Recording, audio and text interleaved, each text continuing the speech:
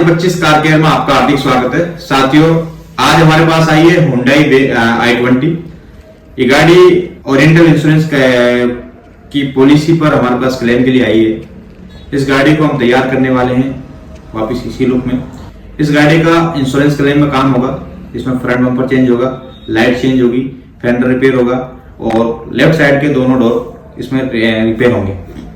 आप भी अगर अपनी गाड़ी का मॉडिफिकेशन कराना चाहते हैं, डेंटिंग पेंटिंग का काम कराना चाहते हैं, एक्सीडेंटल काम कराना चाहते हैं, ये किसी तरह का मॉडिफिकेशन काम कराना चाहते हैं या इंजन ऑयल सर्विस कराना चाहते हैं, पेट सर्विस कराना चाहते हैं, सस्पेंशन का काम कराना चाहते हैं, तो आज ही विजिट करें RJ25 कार केयर पर। नए नए अपडेट के लिए जुड़े रहें, RJ25 कार केयर को फॉलो करें। Thank you.